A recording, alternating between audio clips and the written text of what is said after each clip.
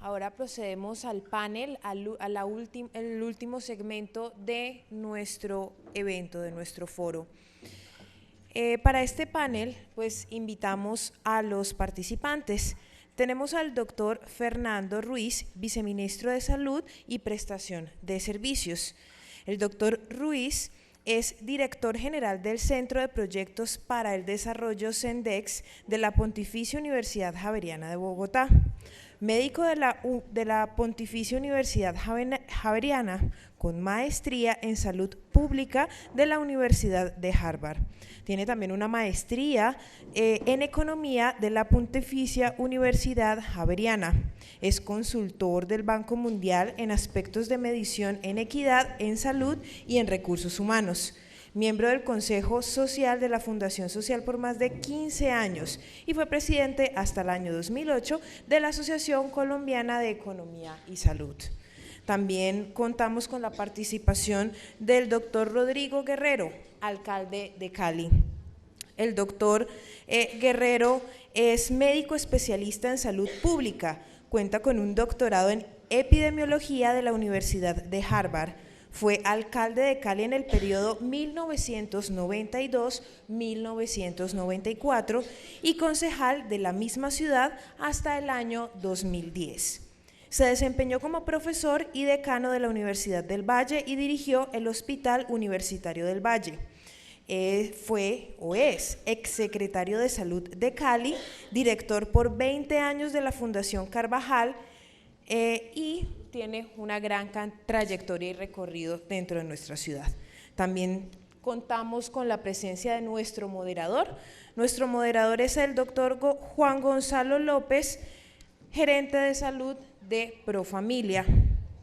Él es gerente nacional de los servicios de salud de Profamilia, médico de la Universidad de Antioquia, con diplomado en gerencia pública de la Escuela Superior de Administración Pública, tiene estudios de gerencia en seguridad social de la Universidad EAFIT, maestría en salud pública, y bueno, también fue secretario de Salud de Antioquia, viceministro de Salud y director del Instituto Nacional de Salud. Pues damos la bienvenida e inicio a este panel. Muchas gracias.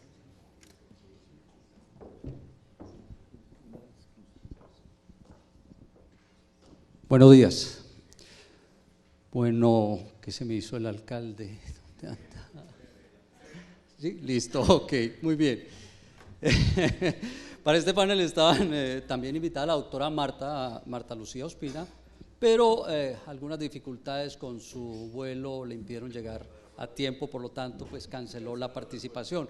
Así que entre los tres tenemos que hacer un panel mucho más dinámico y mucho más fuerte. Espero que pues se aporten bastantes elementos para esto. En la mañana de hoy vimos diferentes temas relacionados con la descentralización, sus fortalezas, sus dificultades, los retos que se tienen.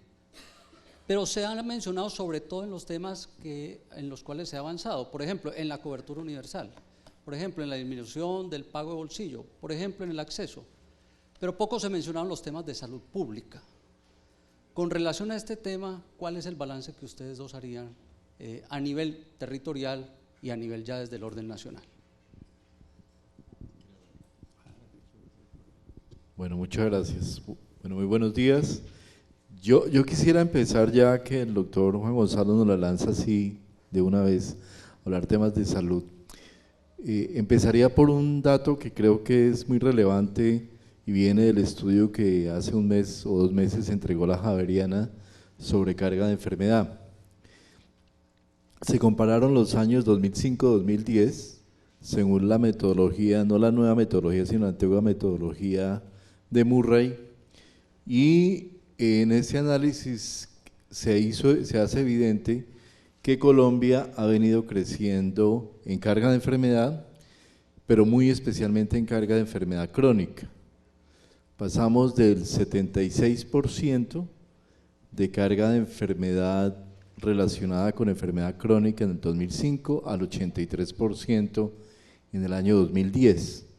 Del total de la carga, el 20% es enfermedad cardiovascular, aproximadamente un 9% es enfermedad relacionada con cáncer y aproximadamente un 12 a 13% son problemas de salud mental en general, con una reducción cada vez mayor de la carga de enfermedades transmisibles, que está apenas en el 8%, solía ser el 9%, y con una reducción también importante de las muertes, de la carga asociada a lesiones externas y violencia. Eso nos da un panorama bastante particular y peculiar porque evidencia que la carga de años de vida perdidos por muerte prematura es aproximadamente de 5 años, para una expectativa de vida de 74 años, y que los años de vida perdidos por discapacidad son 17. O sea que uno esperaría que un colombiano promedio, más o menos desde los 57 años, ya viene acusando un cierto componente de carga de enfermedad y de discapacidad por carga de enfermedad. Entonces lo que ustedes se preguntarán, ¿eso es grande, es poquito? La única forma de que yo pude comparar ese dato fue con el estudio de Matters que hizo en Australia, que utilizó la misma metodología, y en Australia la expectativa de vida son 81 años frente a los 74 y medio que es el que hay en Colombia, y los años de vida vividos con discapacidad en Australia son 9 años, o sea que prácticamente nosotros tenemos una carga de enfermedad que es prácticamente el doble de la carga de enfermedad australiana con una expectativa de vida menor. Eso nos indica que evidentemente tenemos una situación transicional en el patrón epidemiológico en Colombia, donde tenemos cada vez un contexto de carga en mayor en las diferentes, en la población mayor, y un proceso de envejecimiento que obviamente va ligado a ese crecimiento de la carga, pero que de alguna manera se ha venido acumulando allí y no se ha venido resolviendo de una manera, digamos, tan expedita como uno quisiera. Es muy relevante que frente a esa carga y viendo los datos que nos han presentado en el día de hoy, donde por ejemplo es muy ilustrativo que Colombia en los indicadores de la OSD 1.5 camas por 1000 habitantes, y en el otro extremo está Japón, que mostraban como con 13 camas por 1000 habitantes. La impresión que uno le da es que el sistema, la oferta colombiana es una oferta demasiado pequeña para responder por un sistema universalizado y que evidentemente puede dar problemas de acceso. Sin embargo, en un estudio que acaba de publicar el Banco Mundial también, se muestra cómo Colombia, y ese estudio lo trabajamos con Teana Zapata, cómo el país, Colombia, tiene una tasa de hospitalización del 9%. Esa tasa de hospitalización del 9% es el doble de la tasa de hospitalización de México. La tasa de hospitalización de México es el 5%, la tasa de hospitalización promedio de Latinoamérica, los países de mediano desarrollo de Latinoamérica, es el 6%. Si uno compara esa información con la tasa, con el porcentaje de ocupación, por ejemplo, de la oferta pública en Colombia del primer nivel, se empieza a preocupar. Tenemos una tasa de una ocupación de solamente el 37% de la oferta pública de primer nivel. Entonces, por lo menos a la conclusión que uno tiende a llegar es que tenemos una muy alta carga de enfermedad que nos ha venido presionando indudablemente el sistema, con una oferta, con una respuesta que se está dando básicamente en la alta complejidad a través de la hospitalización, de un modelo que se está resolviendo de una manera muy hospitalocéntrica y de una muy baja utilización de los primeros niveles de atención. Y allí donde yo creo que esto toca íntimamente el tema de la descentralización. Y una pregunta que creo que nos debemos hacer a profundidad es, ¿qué es lo que realmente estamos resolviendo en los primeros niveles de atención? ¿Cuál es la resolutividad de nuestra puerta de entrada? E incluso preguntarnos si realmente la puerta de entrada del sistema es hoy en día el primer nivel de atención, o la puerta de entrada son las urgencias de los hospitales de mediana y alta complejidad. Porque realmente a uno se le antoja que la muy limitada resolutividad que tenemos se manifiesta en una alta demanda en los servicios de alto nivel. En el año 2007, solamente el 48% de los partos que llegaban a instituciones públicas de primer nivel, a la red pública de primer nivel, eran remitidos a la alta complejidad en el año 2007. En el año 2013, el 88%. Eso es un indicativo muy preocupante de cómo hemos venido perdiendo resolutividad en los primeros niveles y si realmente ese modelo actual de descentralización, unido a la puerta de entrada a la resolutividad en el primer nivel, nos está dando la respuesta que nosotros requerimos. Yo creo que yo dejaría planteado hasta ahí, doctor Luis Gonzalo, para entrar un poco, y lo quiero hacer de una manera un poquito provocadora, para entrar a proponer una discusión sobre ese tema que creo que es fundamental en el ámbito de lo que nos plantea el artículo 65 del Plan de Desarrollo, donde tenemos que definir una política integral de atención en salud y un nuevo modelo de atención. Alcalde, ¿cuál es su balance en términos de salud pública y descentralización? Bueno, pues muchísimas gracias por esta invitación. Yo voy teniendo el privilegio de la antigüedad, como dicen los militares, yo me voy a referir un poco desordenadamente a muchos de los temas y aprovechando la experiencia que yo he vivido muchos años en el servicio de salud, yo tengo la certeza de que la cobertura del servicio de salud ha mejorado sustancialmente, no tengo la menor duda. Bueno, desde el punto de vista filosófico, creo que hay una cosa muy importante para mí desde mi posición política, es que anteriormente, cuando yo era director del hospital universitario, había una oficina de trabajo social y la mayoría de gente que no llegaba, que no te podía pagar, pasaba por una oficina y yo generosamente decía que no pague. Eso era un sistema de pedigüeñería que desea. Hoy en día eso ha cambiado porque la gente llega y dice yo tengo derecho a que me atiendan. A mí eso me gusta más, sin la menor duda. Yo creo que en eso hay un progreso. Ahora, tiene una cantidad de problemas y hay uno que me parece muy importante, es lo que han llamado algunos la administrificación del derecho constitucional. Resulta que los colombianos estamos patológicamente apegados a la ley, le damos un efecto fetichista. Cuando se aprueba una ley, aquí estaba citando, tengo lo que citó Luis, lo que citaron, todos se refieren a la ley, está bien, pero entonces como la ley dice eso, eso debe ser así, uno pensaría, pero y resulta que los abogados ahora dicen, puesto que la salud es un derecho constitucional, esta niña que llegó a urgencias del hospital con una leucemia, no le puede violar ese derecho, y un abogado que no tiene ni idea de qué es leucemia ni nada de eso, dice, la Constitución que tiene el derecho a salud, esta niña hay que tratarla. Y eso se ve en todos los lados, o sea, el derecho constitucional se lleva a la práctica administrativa cuando son dos tipos de derechos distintos. Y eso está causando unos daños muy grandes en todos los lados. Y repito, los colombianos somos apegados patológicamente a la ley. La ley dice, y uno va a los barrios y le dice, es que la ley 715 y la ley yo no sé qué, y como la ley, entonces eso resulta que yo, por eso pues, yo tengo un hijo economista, puedo decirlo, los economistas se inventaron fue para eso, para resolver el problema de recursos limitados frente a necesidades ilimitadas. Esa es la razón de la economía.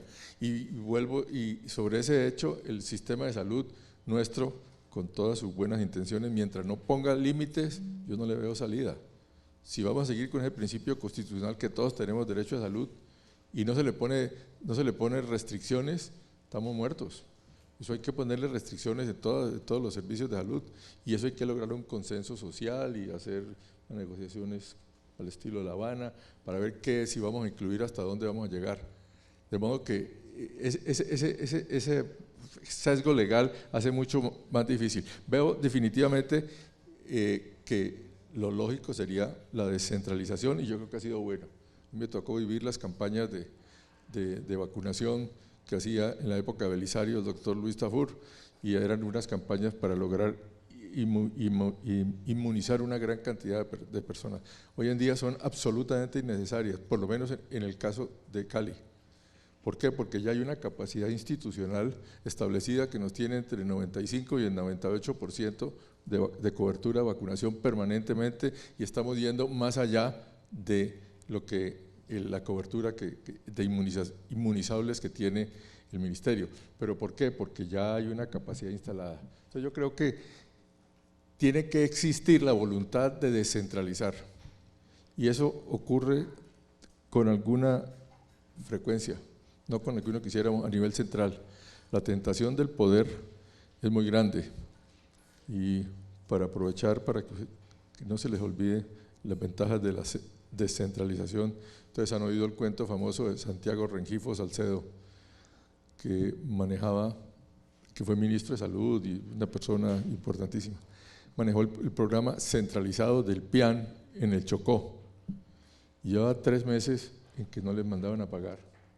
Entonces mandó un telegrama famosísimo que dijo: no solo de PIAN vive el hombre, renuncio irrevocablemente. Eso se daba era porque la campaña era centralizada. Eso no tiene sentido en la medida en que se logre generar la capacidad institucional. Entonces la descentralización va a ser variable, pero aún en los casos en que sea, pongamos en el peor de los casos, el Bichada o la Arabia Saudita, lo que sea, Bichada Saudita, alguno de estos, la intención tiene que ser cada vez más pasar la capacidad instalada, y no la tentación facilista desde Bogotá, 2.600 más lejos de la realidad, de reglamentar cómo se dictamina y cómo se hace ese tipo de cosas, porque eso tiene un efecto perverso. En última instancia tiene que hacerse descentralizado, porque yo creo que se ha avanzado mucho. Y otra reflexión sobre la calidad, y vuelve a un tema fundamental que se mencionó: sin información no hay absolutamente nada. Tiene que ser una información. Le decía al ministro, el problema de la pelea de las EPS con el ministerio es que no hay ninguna información confiable. Entonces hablábamos, si uno dice me deben yo no sé cuántos miles de billones de pesos, y los otros, el ministerio dice no es cierto, y eso salen, póngale los medios de comunicación, hay una confusión total. Mientras no se logre hacer una negociación de La Habana con los EPS y el ministerio, y se sienten y digan, bueno, vamos a ver qué es lo que debemos y qué es lo que le podemos dar, y decir, verdad para Dios, nadie vuelve a discutir eso y vamos a comprometernos, sí, vamos a seguir peleando, y entonces unos dicen, sí, tengo plata. Si no hay información confiable, no va a haber confianza, y tenemos que hacer el esfuerzo que tiene que hacer el sistema, en mi opinión, es desarrollar y decir, esto es, y lo vamos a pagar. Todos tienen que ceder, porque yo sé que las EPS tienen sus sesgos, y el ministerio tuvo sus fallas y tiene sus sesgos. Entonces ahí hay que lograr pero decir una cifra y comprometer presupuesto. Si no hacemos eso, vamos a seguir en la misma pelea y no vamos a podernos poner de acuerdo. Ok, pero yo voy a seguir insistiendo en algunos puntos de salud pública y que aquí se han presentado como puntos claves y de fricción. Por ejemplo, el alcalde nos dice, con relación a vacunación eso está funcionando muy bien, pero acabamos de escuchar en Cali, bueno, vale, en Cali. Pero, por ejemplo, el doctor Prada nos dijo en este momento en su presentación, oiga, tuberculosis es el mejor esquema para que no se den resultados positivos. ¿Qué responderle, por ejemplo, al doctor Prada, viceministro? Sí, yo creo que hay que mirar todo en su justa dimensión. Realmente, si uno mira la mortalidad por tuberculosis en Colombia, y la mira, es que todo depende del plazo que se mire. Si uno la mira comparado con los años 90, evidentemente en Colombia hemos tenido una reducción sustancialísima en tuberculosis. Colombia es uno de los países que tiene menor problema, por ejemplo, de drogoresistencia, y eso tiene que ver con el acceso. Si uno lo sitúa, dependiendo de donde uno se sitúa, pues puede darse una lectura un poquito diferente. Indudablemente, antes de los años 90, y basta mirar el estudio sectorial de salud del año 90 que dirigió el doctor Yepes, en ese estudio habla claramente de las inmensas dificultades que había en el acceso a salud en Colombia. Solamente el 40% de los colombianos tenía acceso a médico general. Ese fue un resultado crítico ahí, 15.7% de acceso a la seguridad social. Eso nos indica claramente, como decía Ayan en el día de hoy, lo que hemos avanzado en Colombia en términos de cobertura. Ahora, llevándolo al tema de salud pública y estando en el puesto que yo estoy sentado, sí a uno le preocupa muchísimo las diferencias que hay, por ejemplo, regionales, entre unos municipios y otros. Igualamos las responsabilidades de salud pública entre el municipio de Cucunubá en Cundinamarca y la ciudad de Bogotá. Son las mismas responsabilidades que tienen esos dos alcaldes frente a la salud pública. Los dineros se reparten de una manera prorrateada, digamos, proporcional, y no hablemos de Cucunubá, hablemos de López de Micay en el Chocó, o del municipio del Tambo en el Cauca, perdón. Los dineros se reparten proporcionalmente. ¿Cuáles son las capacidades de ejecución que tiene quien está en la salud pública en Bogotá frente a la que está en un pequeño municipio? ¿Y dónde están los mayores problemas? En el Chocó los problemas son mucho mayores proporcionalmente, tenemos mucha mayor tasa de mortalidad infantil, mucho mayor cantidad, los determinantes sociales son mucho más fuertes en Bogotá, pero allá no tenemos capacidad de respuesta. Si uno mira la ejecución, es realmente increíble cómo a octubre de este año teníamos un 40% de no ejecución de recursos de salud pública de los recursos de este año. Y la mayoría de la no ejecución estaba en esos municipios pequeños donde hay mayores necesidades. Entonces yo creo que ahí nos toca definitivamente pensar, como se ha planteado, en esa visión de un modelo dual donde las realidades de los sistemas se adapten a las condiciones de los propios territorios y donde definitivamente el territorio, el sistema actúe de una manera diferente. Y creo que es sustancial lo que plantea la ley estatutaria de salud en lo que tiene que ver con sistema de salud. La ley estatutaria de salud nos hace un cambio de chip bastante importante. Nosotros venimos con la consolidación que trae la ley 100, en la cual el objetivo central del sistema de seguridad social y salud es la contingencia y la protección financiera de la población frente a los eventos de salud. Y eso en mucho se ha cumplido. Ya tener un 14% de gasto de bolsillo en Colombia comparado con un 40% que hay en promedio en el resto de Latinoamérica, nos da una idea de ese avance tan gigante que logró la ley 100. Pero los problemas hoy en día no están en el capítulo seguridad social, los problemas están en el capítulo sistema de salud, que yo creo que es lo que nos plantea de frente a la ley estatutaria. ¿Cómo consolidar un sistema de salud que se construya de abajo para arriba? De las necesidades de la población, de las demandas de la población hacia la estructura del sistema y cambiar esa visión de que son las interacciones de los propios agentes las que consolidan el sistema, ¿no?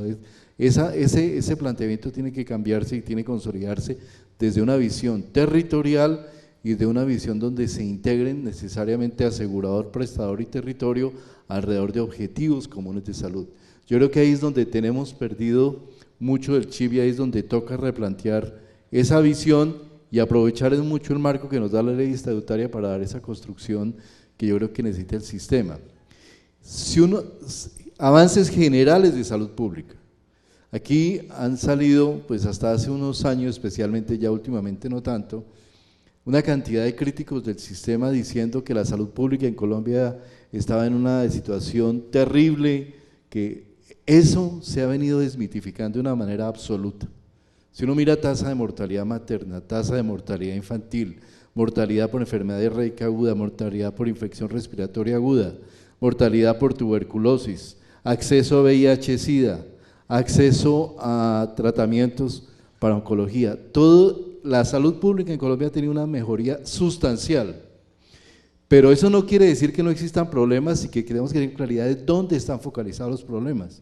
Los problemas que enfrentamos al día a día es el problema de desnutrición en La Guajira, el problema de abandono de niños en el Chocó, los problemas de acceso al agua en el Chocó, los problemas para acceso a servicios materno-infantiles en Guainía, los problemas cardiovasculares que se nos están generando en las grandes ciudades y algunos problemas de accidentes. Entonces yo creo que hay que tener esa visión muy clara de dónde están los problemas para poder realmente enfocar las intervenciones que tiene que tenerse dentro de una visión de sistema de salud que es complementaria a la seguridad social, pero que debe pasar a desempeñar un rol central del futuro, digamos, del sistema en Colombia.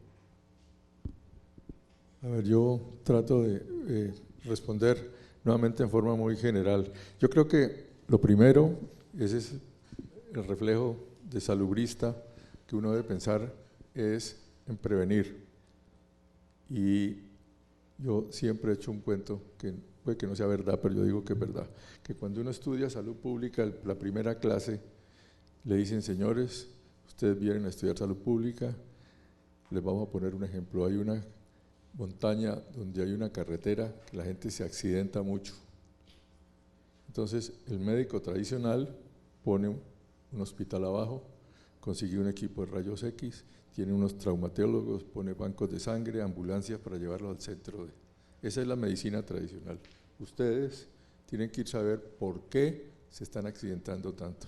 Si es que el trazado de la carretera es mala. Entonces, esa actitud es que pongo porque muchas de estas cosas, la atención que llamaba primaria, la nutrición, mejora muchísimo las condiciones para cualquiera de las enfermedades. Entonces, tener uno una base de esa obliga a pensar en eso. La segunda nota, otro cuento. Walter Reed, el famoso médico norteamericano que controló la malaria en Panamá, que permitió que los gringos hicieran el canal. Cuando llegó allá, dijo, si queremos controlar la malaria y la fiebre amarilla, tenemos que aprender a pensar como mosquito. Entonces, yo creo que es fundamental que aprendamos a pensar como el dengue, Y el dengue en Bogotá es distinto al de Cali, porque en Bogotá no hay, Bogotá tienen otros, porque las condiciones generales no lo permiten. Entonces, si uno se enfoca en la tuberculosis en Cali es distinta a la tuberculosis del Bichada. Aquí deben ser casos resistentes. Tenemos que pensar como el mosquito de aquí, sentarnos y no una política nacional que hay que darle la terapia triconjugada. Hombre, estudie primero, piense como el mosquito, vea si la nutrición, antes le enseñaban a uno cuando entra el sol no entra el médico. Ese tipo de cosas que tienen que ver con el estado general de la tuberculosis, y eso es una acción preventiva mucho más importante que la política. O sea, yo lo que quiero decirles es que todas estas cosas, los dictados políticos y todo, son buenas si se interpretan inteligentemente, si interpretan en el contexto, y no deben ser una camisa de fuerza, como ocurre en otro tema. Ahora tenemos desplazados, víctimas, victimarios, y llegan a un sitio y una señora le dice, yo no la puedo atender porque usted es víctima, pero resulta que el programa que me mandaron de Bogotá a La Plata es solamente para desplazadas. Esas rigideces se resuelven cuando uno mira ecológicamente dónde está y aprende a pensar y ver las circunstancias. Y el sistema central tiene que ser lo suficientemente flexible para permitir que eso se haga. Eso es lo que pienso yo que se puede hacer, pero obviamente lo primero es prevenir. No tengo la menor duda que el primer enfoque es prevenir, antes de irnos a ver si es el virus, bueno, si el virus es el resistente, lo que sea, prevengamos para que no se confacte. Okay, con lo expresado por el alcalde se evidencia la tensión entre lo local y lo nacional, ¿no? Y yo ahí quiero insistir en el punto. Desde que yo estoy en el sector salud, y hace una buena cantidad de años atrás, siempre he escuchado la mutua recriminación. El nivel nacional está desconectado de lo local, y en lo local sí conocemos cómo es la situación, pero no tengo los recursos ni me dan las herramientas. ¿Se ha logrado construir un diálogo que realmente aporte, que realmente permita avanzar, que realmente permita ser creativo o recrear muchas de las cosas, o seguimos en esa situación de mutua recriminación? Le cedo la palabra al alcalde primero. Pues obligatoriamente me toca decir que se puede mejorar mucho. No, sin duda, y yo creo que eso se logra en la medida en que exista la capacidad institucional para hacerlo, y hay que presionarlo porque, repito, la tentación del poder es muy grande. Cuando hay el poder, entonces intervienen empresas municipales y se quedan 13 años con empresas municipales. No tenía ninguna justificación, pues que la tentación del poder es grande. Y entonces hay que hacer luchas desde abajo para convertir eso. De modo que yo creo que se ha mejorado muchísimo. Pero vuelvo a la tendencia, hay la tendencia a pensar que la periferia, no, dicen, por ejemplo, es que le damos plata a este municipio y la plata se la roban. Afortunadamente ya nos demostraron que en Bogotá roban más. A la hora de robar, en Bogotá roban mucho más y en cantidades mucho más exorbitantes. Ya la deshonestidad no es un problema de provincia, es un problema de la naturaleza de los colombianos, de las instituciones legales. Entonces hay una serie de clichés, esos no son capaces de hacerlo. y nos llevan a tener ese tipo de cosas que es la que nos hace a rato sentir. Obviamente nosotros tenemos que responder, si somos ya más competentes tenemos que pelear por eso, y yo creo que el sistema general de participaciones no refleja lo que debería ser, pero es un camino que cada vez hay más. El cambio en de repartición de regalías es otra puerta que ha abierto el centralismo para ayudar a las regiones a ser más autónomas, de modo que yo creo que eso en el fondo es una tensión que va a existir siempre y que puede ser hasta buena, porque yo puedo estar hablando, yo le cuento cómo cambié yo mi posición dramáticamente. Hace 20 años, cuando era alcalde, yo era partidario absoluto de que la policía tenía que ser municipal.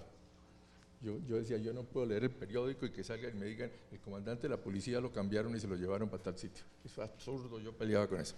Después vi lo que está ocurriendo en algunos municipios de Colombia, en Antioquia, que los alcaldes eran cooptados por el narcotráfico y la dificultad que tenían, y entonces yo comencé a echar para atrás, y ahora que veo México, que tiene 3.500 policías armadas de los alcaldes, y quién sabe qué orientación tienen, volví a decir, hombre, sí, el centralismo es bueno, es necesario, es mucho mejor que lo manejen, es mucho más fácil arreglar las cosas desde Bogotá, en este caso específico desde la policía, que lo que se puede hacer un pobre alcalde, que pueda tener, o no un pobre alcalde, sino un alcalde que sepa para qué tiene un brazo armado, ¿no? Eso es una tensión que es saludable y que puede cambiar.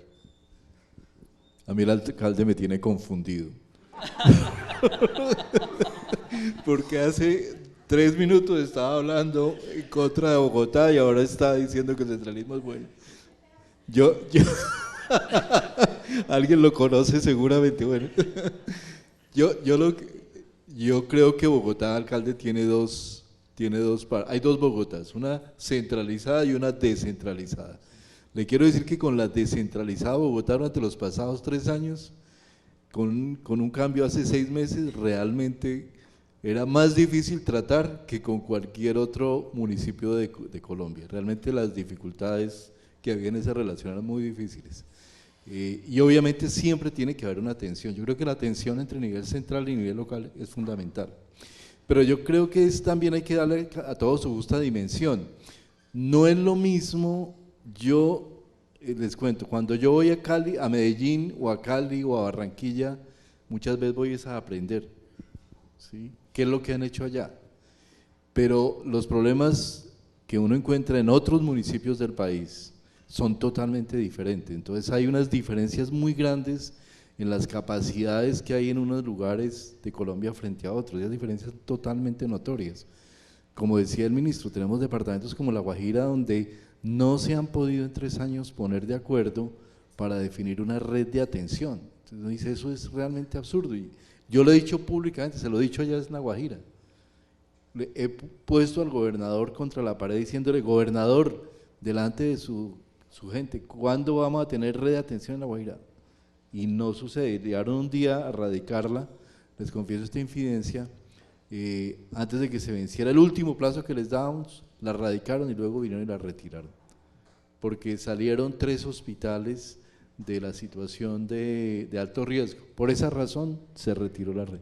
Entonces, eso es un ejemplo, pero son ejemplos que se repiten en el Chocó, que se repiten en muchos departamentos donde no hay una institucionalidad, y hay muchos municipios donde realmente tenemos unos problemas muy severos, que terminan revirtiendo, obviamente, el gobierno nacional. Yo creo que Colombia ha avanzado muchísimo en términos de descentralización, pero probablemente hay temas que no se debieron descentralizar, y esa doble o cuádruple descentralización que hablaba sí tiene algunos fenómenos que son realmente adversos.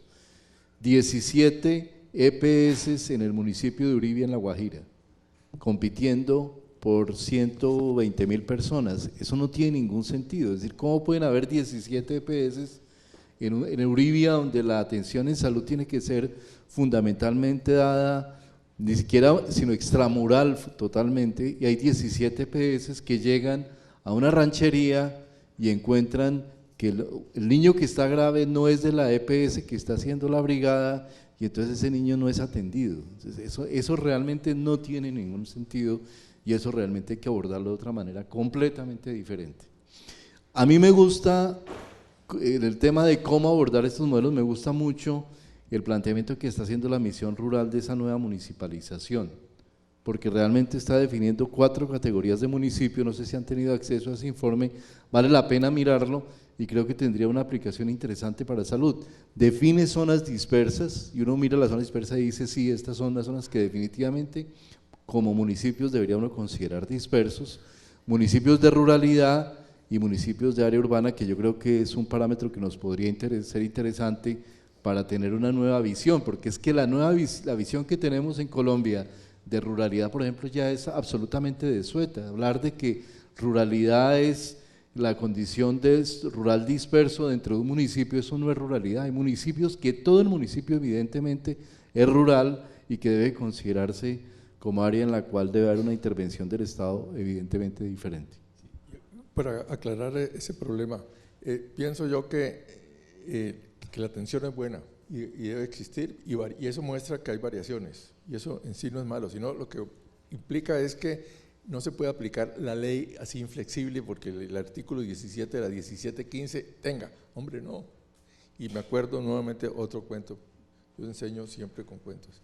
Santa Teresa de Ávila, que era una monja mística, imagínese usted lo que para una monja mística debe ser pecado, eso debe ser alguna cosa pues especialísima. Ella decía que era mejor tener un confesor inteligente que uno piadoso.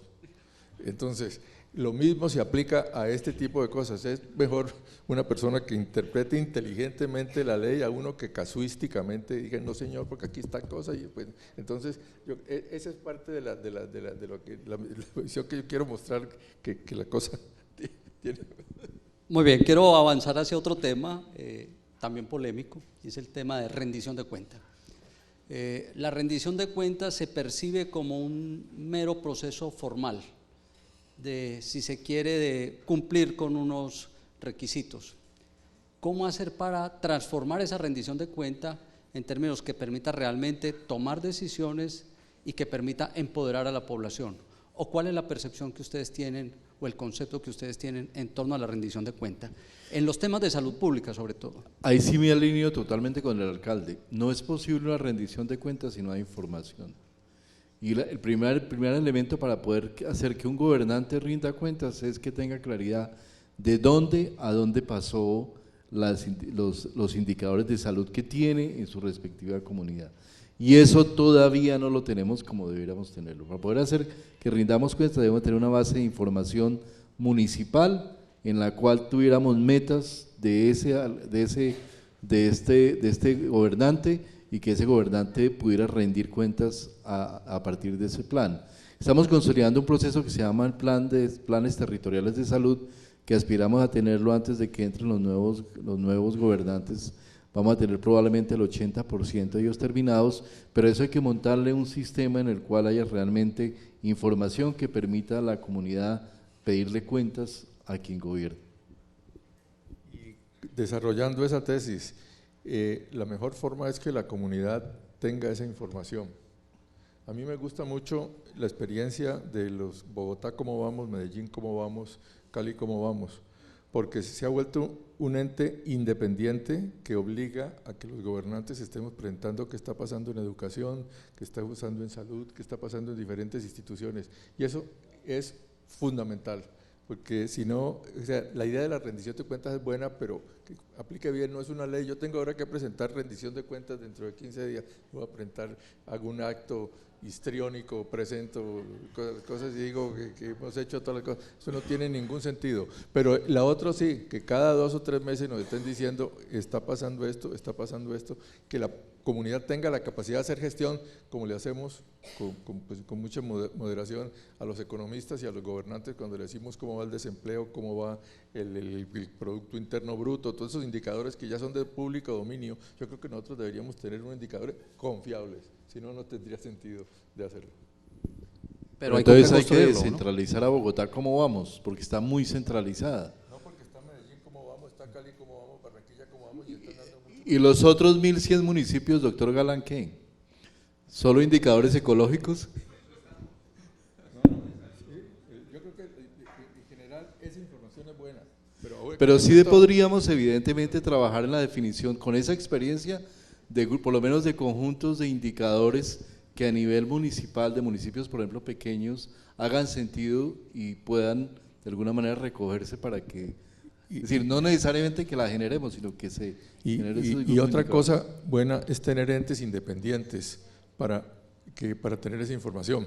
Y se lo digo yo porque he estado en ambos lados. En el caso de violencia, nosotros en Cali tenemos un sistema que hasta 30 días después de la lesión es homicidio, que no hay el famoso invento de los de la policía, nosotros no aceptamos, y eso está bien, pero ahora que estoy en el lado del gobierno a mí me interesa tener menos muertos, entonces yo me siento a cada rato diciendo, pero ese no sería un accidente. Entonces ¿qué se ha hecho? Que hay una instancia independiente, donde está medicina legal, donde está la policía, la policía y la administración, ahí coincidimos, necesitamos menos muertos, pero medicina legal no, la academia sí salva, ellos no tienen absolutamente ningún interés en que tengan menos muertos o más muertos. Entonces, eso, crear esas instancias, porque uno como gobernante puede fácilmente, o tiene la tendencia inconsciente, pues para, digámosle, un sesgo, ¿no? Que no sea deliberado, que sea inconsciente de mejorar sus circunstancias. Entonces, tener un ente independiente que ayude, bueno. Perfecto. Algunas preguntas dirigidas al vice, básicamente. ¿Cómo va el tema de fortalecimiento de los laboratorios de salud pública? Y el plan decenal, obviamente. Sí, esa pregunta era más para la doctora Marta, que no vino y me cayó de carambola a mí. Yo creo que se ha venido avanzando y de manera relevante. Todavía tenemos un diferencial muy grande entre unos laboratorios y otros. Con Colciencia vamos a invertir 10.000 millones que se lograron apalancar este año para laboratorios, algunos laboratorios y algunos temas seleccionados, y yo creo que debemos avanzar más. Pero realmente sí venimos de una época muy compleja, porque se dejaron de caer, realmente dejamos que toda esa estructura de salud pública, de investigación en salud pública se perdiera, y eso sí, o se perdiera mucho de ella. Y ese es un tema muy fuerte, no solo con el Laboratorio de Salud Pública, sino con el propio Instituto Nacional de Salud. Yo creo que tú tienes, Juan Gonzalo, toda esa visión de lo que significó en cierto momento una institucionalidad que pensó que probablemente no se necesitaba prácticamente crecer en el Instituto Nacional de Salud, y toda la red de laboratorios requieren avanzar mucho más. Es decir, en Medellín, en el de Antioquia, por ejemplo, que es una institución centenaria, se decidió de un momento a otro quitarle hasta el edificio, y hoy está por allá en un piso del Hospital General de Medellín, cuando tenía su propio edificio. Son historias un poco complejas que yo creo que nos vamos a tardar todavía un tiempo en lograr llevar esa capacidad pública de investigación en salud. Yo soy optimista frente al instituto, creo que cada vez se ha ido centrando más en hacer estudios, en hacer investigaciones que apoyan nuestras decisiones, pero creo que todavía nos hace falta un camino por recorrer. Alcalde, casos exitosos, algo que pueda compartir con el resto del país, lecciones aprendidas. Yo creo que el caso que mencioné de las acciones de salud pública de Cali, tenemos unos niveles extraordinariamente altos de cobertura, por encima del 95%, 98%, estamos extendiendo inclusive a otros biológicos que no están en el plan de desarrollo, y eso ya está incorporado, esa es la parte exitosa, está incorporado en el genoma de la Secretaría de Salud. Eso lo cambia el secretario, y eso se sigue haciendo. Yo creo que eso ha sido una experiencia muy importante, porque ya hace parte de lo que hay que hacer, y todos los que vengan lo respetan. Entonces yo creo que eso ha sido un caso exitoso. Otro que estamos haciendo, que involucra mucho lo que hemos hablado, el tema de violencia. Violencia es un tema complicadísimo de medir, hay que definir. Nosotros escogimos homicidios, encontrar cómo se medían los homicidios. Hoy en día tenemos un sistema absolutamente confiable de homicidios, hecho de una forma, y tenemos un método que es el método de salud pública, planeando intervenciones que nos permiten evaluar, y vemos cómo viene bajando. Ese es otro caso de salud pública que yo me siento muy satisfecho y que lo he publicado internacionalmente. Por eso, hay cosas pero es sentido común, no tiene ningún misterio, eso es simplemente sentido común, de modo que yo veo aquí en Cali éxito en eso. Pero quiero salirme finalmente para volver a poner el desorden, porque el tema quedó en la tensión, que nuevamente es que la vida no es blanco y negro, tiene todos los matices de negro y gris y blanco, en la tensión entre el Estado prestador y el Estado regulador.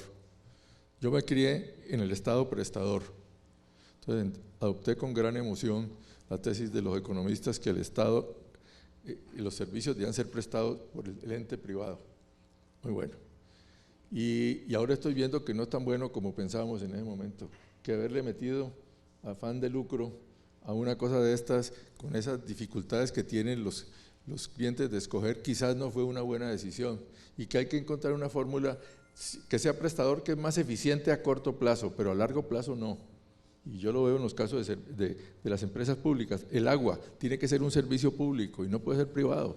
¿Por qué? Porque privado, la lógica es que es más fácil venderle agua a la Comuna 2, a la Comuna 22 aquí, que venderle agua blanca, aquí es mucho más rentable. Entonces, si la lógica privada se va allá, se necesita un ente regulador. Si así es el privado, tiene que tener un ente y poderosísimo, porque si no es poderosísimo, no funciona y es fatal. La energía, sin nombrar casos específicos, la privatizaron porque era muy eficiente y resulta que vamos a tener un niño dentro de yo no sé qué y de golpe no resulta niño porque ya hemos visto que el ecógrafo que tiene el IDEAN no funciona, a cada rato se equivoca, dice que es niño y es niña.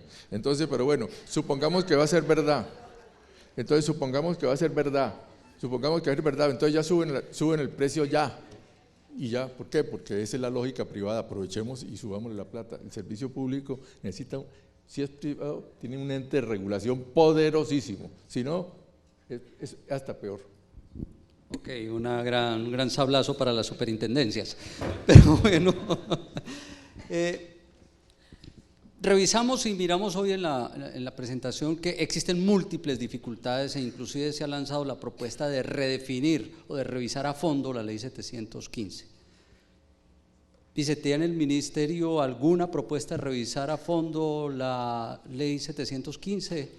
¿El alcalde qué piensa? ¿Se debe redefinir? ¿Se debe avanzar? ¿Simplemente ajustar? ¿Qué debemos hacer con relación a la 715? Yo creo que definitivamente lo que planteó el ministro es absolutamente claro. Hay que avanzar, hay unos temas en los que la ley 715 quedó absolutamente desueta y tenemos que entrar a mirar cómo vamos a competir con otros sectores por esos recursos, particularmente con el sector de educación. Yo creo que ahí hay una tensión que hay que necesariamente resolver y es una tarea que nos tocará mucho el año entrante, esa definición de ese tema, pero yo creo que esta vez no se debe hacer en vano, sino debe hacer sobre un planteamiento de una política de descentralización, una política de atención que tenga una integralidad y no solamente el tema del financiamiento. Yo a veces peleo mucho en ese ministerio y le recuerdo muy frecuentemente a la gente, este no es el ministerio del financiamiento de la salud. Esa visión del financiamiento de la salud nos ha llevado muchos años y ha sido dominante al interior del propio ministerio. Eso es desde el principio, el problema de sostenibilidad ha sido el problema central y siempre hemos estado en el tema de sostenibilidad, pero creo que ese paradigma hay que darle la vuelta y empezar a decir que primero este es el Ministerio de Salud y luego el financiamiento y luego las leyes y las normas se arman para esa visión de salud y no al revés, como ha sido hasta ahora, obviamente con todos los éxitos propios que ha tenido el sistema. Yo no quisiera dejar pasar la oportunidad de hablar de dos asuntos que me parecen centrales, que fueron planteados hoy. Uno es el tema de recursos humanos.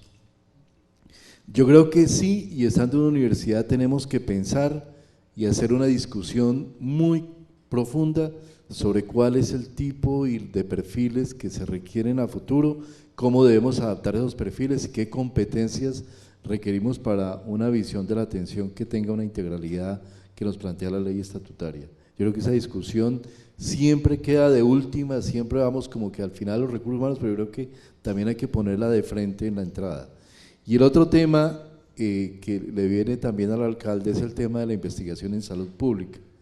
Yo les confieso que la semana pasada tuve una profunda decepción cuando me tocó devolver 4.500 millones de pesos del Fondo FIS de Colciencias de las dos convocatorias que se hicieron este año, porque no hubo proyectos con calidad que alcanzaran el umbral y proyectos de investigación en salud pública.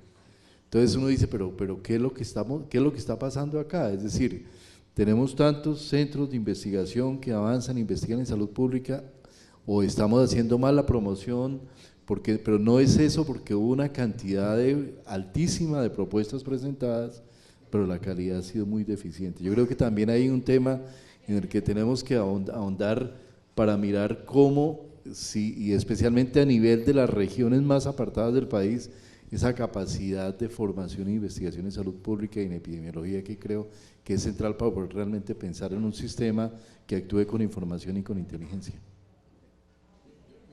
Simplemente añadiría que el objetivo de las facultades de medicina es que tengamos más salud, mejor salud. Yo estoy pasmado del dato de 59 facultades, de 58, en mis tiempos eran 6, y vuelve nuevamente la pregunta, y lo hacen las instituciones académicas que le enseñan a sus estudiantes: usted va a poner un negocio, estudie el mercado, estudie la demanda, y si es todas las cosas, y si es el caso, hágalo. Pero aquí no, hágalo. Todas, absolutamente todas de las que yo he visto, van a ser el médico que Colombia necesita. Y eso era desde el tiempo del Che Guevara, en mis tiempos de universidad, ese era el médico que Colombia necesitaba, el modelo del Che Guevara. Y todo después apareció la Corpas, el médico que Colombia necesita, y el médico descalzo, y aparecieron una cantidad todos pretenden hacer una cosa médica y acaban haciendo exactamente la misma cosa de los demás. Y no siguen las leyes del mercado, no respetan eso. Entonces hay una responsabilidad en la élite educativa que va buscando, ahí sí pienso yo, que Dios me perdone, que buscan es la rentabilidad. Ahí están buscando, los proyectos más rentables son los de salud, y pueden cobrar una cantidad de cosas. Los datos de lo que se cobra allí creo que subestiman la realidad. Pero, entonces yo creo que ahí hay que repensar quién es el ente regulador, si es salud o es educación. Yo creo que ahí tenemos que poner, nos va a llegar a la situación, otro cuento. El doctor Araujo, jefe de medicina interna nuestra hace muchos años, cuando estábamos discutiendo de los médicos que necesitábamos, se montó en un taxi en Buenos Aires y le dijo: lléveme a tal dirección, y le dice: che, al Instituto de Salud, yo no sé qué, y le dijo: sí. Entonces Jorge le preguntó: bueno, ¿y usted por qué sabe? Es que yo soy médico. Es que, pero yo tengo que hacer, en Argentina el ingreso a medicina es libre. Entonces yo tengo que trabajar para vivir, yo voy una vez a la semana a la revisión pediátrica en el hospital de yo no sé qué, y el resto, pero yo tengo por principio atender a mis colegas, yo no le voy a cobrar a usted por llevarlo allá. A esos extremos absurdos podemos llegar si no ponemos una regulación, eso tiene que ser necesariamente, y el objeto final es que tengamos mejor salud. Y otro cuento, cuando era estudiante, una huelga famosísima en Bélgica que estuvieron. Todos los médicos de Bélgica pararon, los indicadores de salud mejoraron en esos 3 meses. Es un artículo del Lancet. Yo desde esa vez soy muy escéptico del papel que tiene la profesión médica en la prestación del servicio de salud. Hay otros factores mucho más importantes que no son necesariamente el formar médicos o formar eso, que intervienen en la salud. De modo que es para seguir creando confusión. Ok, finalmente, y esto como punto de cierre, alcalde, la pregunta es directamente para usted. En términos de salud pública, ¿qué recomendación le haría a la nueva administración de Cali? Primero, en Cali confunden oportunidad con calidad del servicio. Y los indicadores de salud son muy buenos, y lo saben, mucha gente no sabe. Tenemos el problema de que lo que no ocurre, no se dan cuenta. Anoche vi en la televisión española a medianoche 3 casos de muerte por tosferina en España.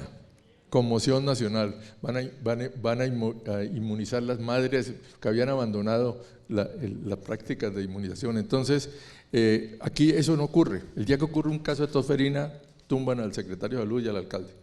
Porque para los que no ocurre, no pasa nada. Entonces, esa prevención hay que, en alguna forma, hacerla que la gente la perciba y se sienta obligada, o que se vuelva una norma cultural para que hagamos esa prevención. Eso hay que hacerlo.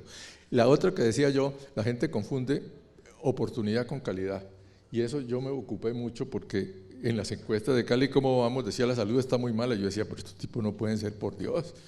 Resulta que si le toca esperar 3 semanas o irse a las 3 de la mañana para pedir una cita, la gente dice: la salud es pésima. No importa que después la atienda con el mamógrafo mejor de Cali, que tengamos todos los especialistas o la cirugía, la gente, entonces, mejorar la atención la oportunidad de atención es fundamental y le hemos metido nosotros mucha plata a las ESES para que hagan eso. Hemos hecho una inversión cuantiosísima, han duplicado los médicos, las salas de atención, la atención de urgencias, que no es urgencia, sino atención 24 horas, porque urgencia la dice el médico, no la señora que tiene un niñito llorando, ella es urgente, para el médico no. Entonces, 24 horas. Y hacer ese tipo de cosas son las que yo le pediría a la nueva administración que continúe. Yo quiero contar una anécdota de una de las mayores satisfacciones que me ha dado este cargo en el ministerio, y es que durante el año 2013 nos tocó aguantar una cantidad de presión y cartas de los embajadores, especialmente de Estados Unidos y de Suiza, por el tema del control de precio de medicamentos. Y eso, cartas bastante fuertes diciendo que íbamos a cerrar la innovación y que nuestro sistema iba a ir al traste y no sé qué cantidad de cosas. Y hace un mes tuve la inmensa satisfacción de poderle mandar una carta al embajador de Suiza comentándole el caso de una turista suiza que estuvo acá, que llegó con sarampión, que le dio sarampión en Colombia, que recorrió todo el país y que nos tocó, y sacamos el costo, casi 200 millones todo el proceso de evaluación epidemiológica para poder que la gente no fuera contagiada por el sarampión, y que su tasa de cobertura en Suiza no llegaba al 72%, mientras en Colombia estamos por encima del 92%. Y eso tiene que ver con eso de que nos azotamos mucho a veces también con esa visión de lo que hay en Colombia y lo que no hay.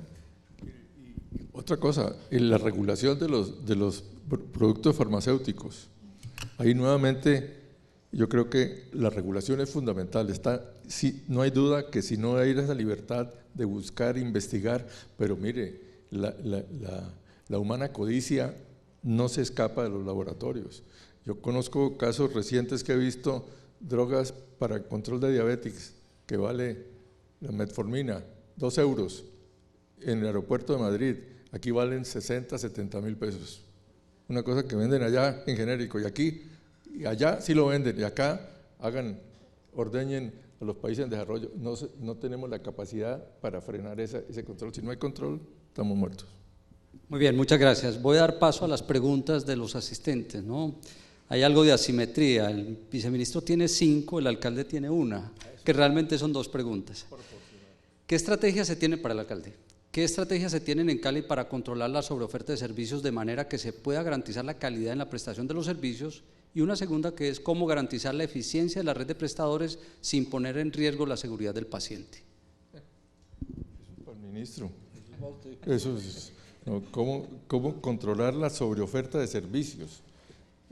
Eso es, bueno, ofreciendo servicios de buena calidad. Yo pienso que si hay servicios de buena calidad, la gente los prefiere. Y tenemos que organizar, y creo que cada vez más, y obviamente venderlos. Cuando uno tiene un buen servicio, tiene la obligación de venderlos, porque los malos servicios generalmente, bueno, cambiar un poco la actitud médica científica de que es la ciencia, y aprender de nuestros hermanos que manejan las medicinas no tradicionales, que son expertos en manejar la relación personal. Yo creo que eso nos hace mucha falta para atender eso, pero primero es tener buenos servicios de calidad. La gente prefiere los servicios de calidad si tenemos esas garantías. Y la red de prestadores sin riesgo de la seguridad del paciente, es que aquí viene el problema del peloteo. Supongo que esto tiene que ver con el correo de la muerte, ¿cómo llama? El paseo de la muerte, ese tipo de cosas. Allí nuevamente vuelve la humana codicia, y por eso tengo mi tensión ahí con si los EPS prestadores privados son buenos, porque a un privado no le va a interesar atender. Yo me acuerdo de una monjita hace años que llegaban y veían ahí en urgencias y se veían la gente, y entonces le decían, uy, no hay cuarto, váyase para el hospital departamental. Llegaba otro así, entra así como no, es así, no había problema de cuarta. Ese era el sistema de selección, a ver si iban a pagar o no iban a pagar. Entonces el tamizaje era así. Hoy en día no puede pagar, no tiene la cosa, váyase. Y eso crea una situación perversa, ¿no? Que lo que hay que buscar es arreglar eso. El SOAT, El SOAT debería ser proporcional a las motocicletas también más elevados, ellos contribuyen más, y no hacer como hacen algunas que reciben en las clínicas morideros, que pagan a las ambulancias para que los lleven hasta que se acabe el SOAT y después pásenlo al hospital universitario. Ese tipo de cosas deberían estar reguladas y prohibidas. Por eso, mejorar la calidad del servicio público es aquí. Para que no vayan a pensar que yo estoy demasiado público, yo quiero hacer un reconocimiento a la clínica Valle del Lili. Es realmente lo que ha hecho en atención de todos los estratos, es realmente, mi suegra hace unos meses hospitalizada en cuidados intensivos, al lado todos los que estaban era gente de estrato 1-0 y están recibiendo exactamente la misma calidad. Ese tipo de atención privada me emociona, las otras no tanto. Viceministro, ¿qué va a pasar con Saludcop que no tiene dinero para comprar drogas? Yo diría Esta pregunta es del ministro y es de la viceministra. Pero usted es su representante. Ese tema no me toca a mí. Yo creo que Saludcop está obviamente en un proceso de reestructuración. Yo creo que desafortunadamente va a ser un momento duro estos próximos 2 o 3 meses, porque definitivamente nos metimos tanto con Saludcop como con Capricom, y esto involucra prácticamente 10 millones de personas. Y esto va a implicar evidentemente un problema complejo.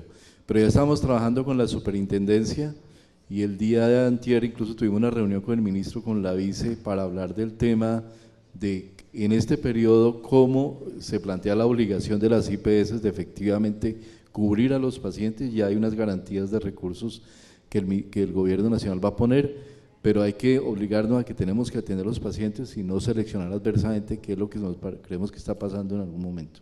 Otra pregunta, ¿qué avances se proyectan para disponer de un sistema de información estandarizado participativo para lograr disponer de fuentes de información real de los servicios de salud prestados por las causas de atención o diagnósticos? Esa es una deficiencia que tenemos en Colombia. Los RIPS realmente tienen una calidad regular, ha ido mejorando, pero yo sí creo que si eso no se liga con el pago en salud, no vamos a poder tener solución a eso.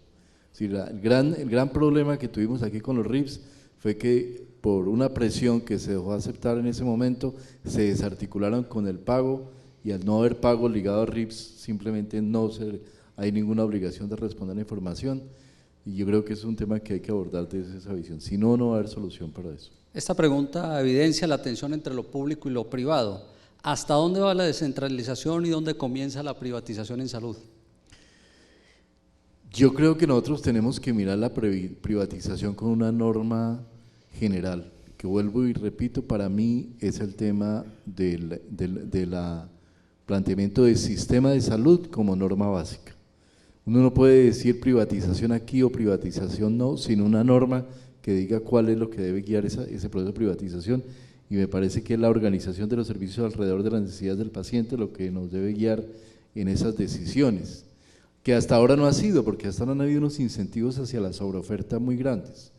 El que tengamos, como por ejemplo, 44% de partos por cesárea para el año 2013 frente a 22% hace tan solo 10 años, que hay ciudades como Barranquilla donde el 92% de los niños nacen por cesárea, Cartagena 76%, Nueva York 32%, 36%, es decir, ahí hay un fenómeno que necesariamente hay que abordar con una visión, pero tiene que ser el Ministerio de Salud que tiene que hacer un planteamiento de cómo quiere que se organicen las redes de atención. Yo sí creo que si no planteamos una visión de que tiene que haber redes de atención reguladas y definidas, realmente no vamos a avanzar en ese término, habiendo obviamente casos excepcionales. Yo tengo que hacer un reconocimiento aquí también a la Fundación Valle del Lili, que creo que es un reconocimiento que tiene que hacerse a nivel nacional.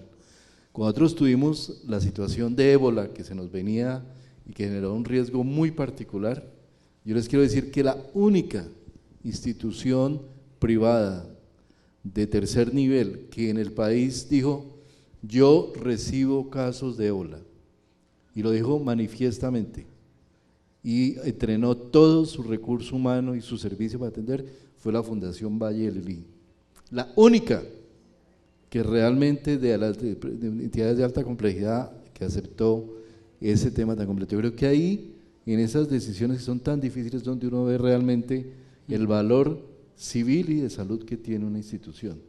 Y en las otras instituciones nos tocó adaptar, en Bogotá el Hospital de Fontibón, en Medellín la Clínica La Estancia, pero realmente la Fundación Valle del Lili tiene que hacerse ese reconocimiento de que realmente, y tuvimos casos muy complejos, situaciones muy complejas, en las que llegaban pacientes sospechosos y ríase el problema para ubicar a esos pacientes. Llamaban a instituciones privadas, decían no, tal vez no, amigos, muy cercanos de uno, tal vez no.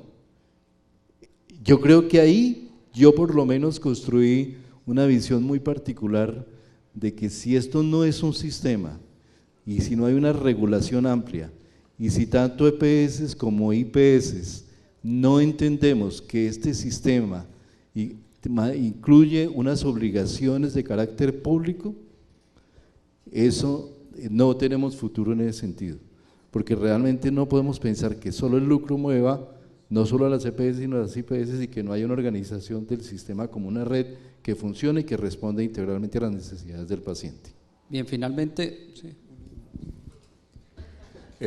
Sobre el tema de la privatización y el sector público, San Agustín nos enseñó, definid y no discutiréis. ¿Qué es privatizar? Privatizar es poner un activo público al servicio de un interés particular. Entonces, cuando uno toma el servicio de agua y lo pone para que lo maneje Aguas de Barcelona, eso es privatizar.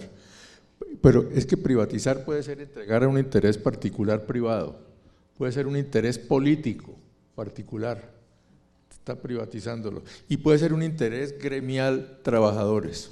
Sin nombrar casos específicos, el hospital universitario del Valle ha estado privatizado, porque está en manos de políticos y manos de intereses de trabajadores que defienden su interés y no el bien público. Entonces, depende de la definición. Para que sea verdaderamente público, tiene que no responder a intereses particulares que pueden ser políticos, gremiales o lo que sea. Si es así público, bendito sea el público. De otra forma, peligrosísimo. Yo le hago un comentario adicional, que esto es absolutamente relevante lo que plantea el alcalde. ¿Qué sentido tiene tener hospitales públicos en los cuales solo el cascarón es público y el servicio de urgencias? Porque obviamente urgencias nadie lo quiere. Urgencias y el cascarón, de resto todos son explotaciones de naturaleza privada. ¿Qué diferencia tiene eso con un hospital privado? ¿Cuál es la diferencia de ese modelo con el hospital privado? Yo no la veo. Es decir, me parece incluso más compleja ese modelo de hospital de esa naturaleza, porque es un modelo de hospital en el cual ni siquiera hay una responsabilidad corporativa alrededor de la salud, como es una entidad que se dice yo soy privada y soy integralmente privada. Aquí lo que tenemos son intereses que compiten al interior de la institución, todo tipo de intereses que golpean finalmente y que cuando se van a reclamar al Estado se visten de un vestido público. Ese es un fenómeno que yo creo que tenemos que mirar a profundidad, porque finalmente, desde el punto de vista por lo menos de comunicaciones, hay una cantidad de paradigmas ahí que la gente asume, la opinión pública asume que son realmente, hay que desnudarlos a su verdadera realidad, incluso también los intereses sindicales, y hay que decirlo así, intereses que no corresponden y no responden realmente a una visión de salud, sino intereses que también de sindicales que son intereses también privados, evidentemente. Muy bien, ¿qué impacto se prevé por el Ministerio de las Negociaciones y Acuerdos de Paz y el posconflicto en la descentralización en salud? Dice. Hay varios temas que nos plantean allí. Yo creo que el más importante que tiene que ver con la descentralización es el acuerdo de un modelo de salud rural. En la negociación de La Habana se planteó obviamente no desde el gobierno sino desde la contraparte, se planteó la visión de que había que cambiar el sistema de salud. El gobierno dijo no es un negociable, de ninguna manera la configuración del sistema de salud es un negociable. Entonces el acuerdo, se llegaron a 4 acuerdos. El más importante para mí es la definición de un modelo de salud rural que ya está incluido incluso dentro de nuestra visión de modelo y política integral de atención. Muy bien, muchas gracias a todos, ya finalizamos. Muchas gracias a todos los asistentes a este foro, el foro anual del programa Así Vamos en Salud para este año en asocio con Proesa. Agradecemos a todos los asistentes, a los ponentes, a la Universidad ICESI y a Proesa por acompañarnos en este evento. Nos vemos el próximo año. Muchas gracias.